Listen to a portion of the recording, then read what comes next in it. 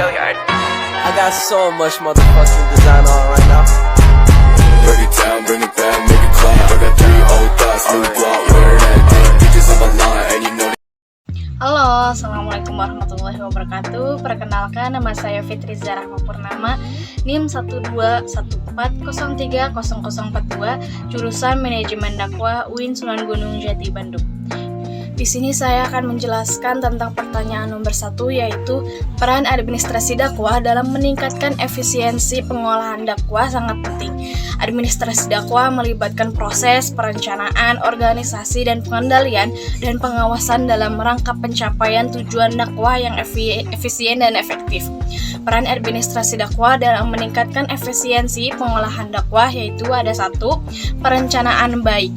Administrasi dakwah kemungkinan pengelolaan dakwah yang terarah dan terorganisir. Dengan perencanaan yang baik, tujuan dan sasaran dakwah dapat ditetapkan dan jelas, serta langkah-langkah yang diperlukan untuk pencapaian dapat direncanakan secara sistematis. Upaya dakwah dilakukan dengan efisien. Yang kedua yaitu pengorganisasian yang efektif. Dengan pengorganisasian yang efektif, setiap anggota tim dakwah memiliki peran dan tanggung jawab yang jelas, serta tahu apa yang diharapkan oleh mereka. Hal ini membantu meningkatkan koordinasi, produktivitas, dan efisien kerja dalam pengolahan dakwah. Yang ketiga yaitu pengendalian dan evaluasi. Administrasi dakwah mengendalikan dan melibatkan pemantauan dan pengawasan untuk memastikan bahwa kegiatan dakwah dilakukan sesuai dengan perencanaan dan standar yang telah ditetapkan. Evaluasi dilakukan untuk mengukur sejauh mana tujuan dakwah tercapai dan mengidentifikasi era-era yang perlu ditingkatkan. Dengan mengendalikan dan evaluasi yang baik dapat dilakukan untuk memperbaiki kelanjutan dalam mengelola dakwah sehingga efisien dan terus ditingkatkan. Yang keempat yaitu penggunaan teknologi informasi. Menggunakan perangkat lunak manajemen dakwah atau sistem informasi dakwah dapat membantu mengoptimalisasikan beberapa tugas administrasi dakwah seperti pengolahan data, penjadwalan kegiatan, dan pelaporan. Hal ini membantu mengurangi waktu dan upaya untuk diperlukan administrasi dakwah sehingga sumber daya dapat dialokasikan lebih efisien. Yang kelima yaitu pelatihan dan pengembangan. Dengan meningkatkan pengetahuan dan keterampilan administrasi dakwah, mereka dapat menjalankan tugas administrasi dakwah dengan lebih efisien. Pelatihan juga dapat membantu meningkatkan pemahaman mereka tentang prinsip-prinsip manajemen yang baik. Selanjutnya saya akan menjawab pertanyaan kedua, yaitu dalam menghadapi perkembangan zaman, format administrasi dakwah perlu mengikuti tren dan perubahan yang terjadi. Berikut adalah beberapa format administrasi dakwah yang bisa diterapkan. Pertama, pendekatan teknologi.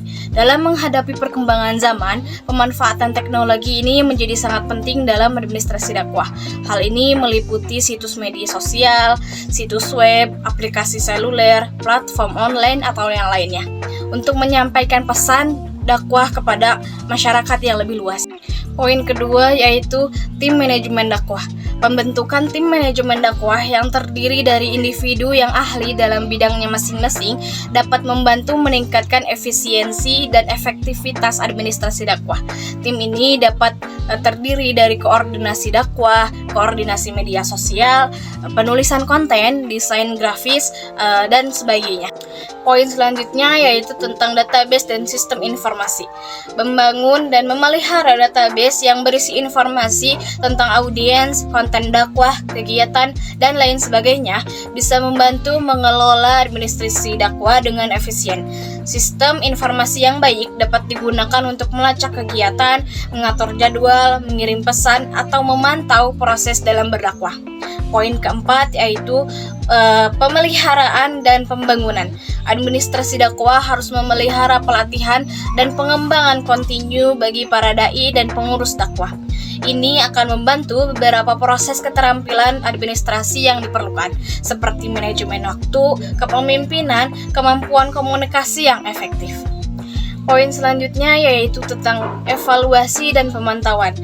Penting untuk melakukan evaluasi terhadap kegiatan dakwah Yang bisa dilakukan yaitu pemantauan dan evaluasi yang teratur dan membantu mengukur keberhasilan dan keefektivitasan dalam berdakwah, serta mengidentifikasi area yang perlu ditingkatkan. Poin selanjutnya yaitu kolaborasi dan kemitraan. Administrasi dakwah berkolaborasi dan kemitraan dengan organisasi atau lembaga terkait, baik di tingkat lokasi, nasional maupun internasional. Hal ini dapat memperluas jangkauan dakwah yang meningkatkan dampak yang positif. Selanjutnya tentang konten kreatif dan multimedia. Menggunakan konten kreatif dan multimedia seperti video, gambar, audio akan membantu menarik minat audiens yang lebih luas dan memperkuat pesan dakwah. Menerapkan teknologi audio, visual, animasi, dan grafis yang menarik juga dapat memperkaya pengalaman dakwah. Poin selanjutnya yang terakhir yaitu responsif terhadap perubahan. Format administrasi dakwah harus responsif terhadap perubahan sosial, budaya, dan teknologi. Administrasi dakwah perlu terus mengikuti tren terbaru dan menyesuaikan diri dengan keputusan dan preferensi audiens. Dengan menggunakan format administrasi dakwah yang sesuai dengan perkembangan zaman, diharapkan dakwah dapat dijalankan dengan lebih efektif, efisien, terjangkau oleh masyarakat luas. Sekian dari saya. Wassalamualaikum warahmatullahi wabarakatuh.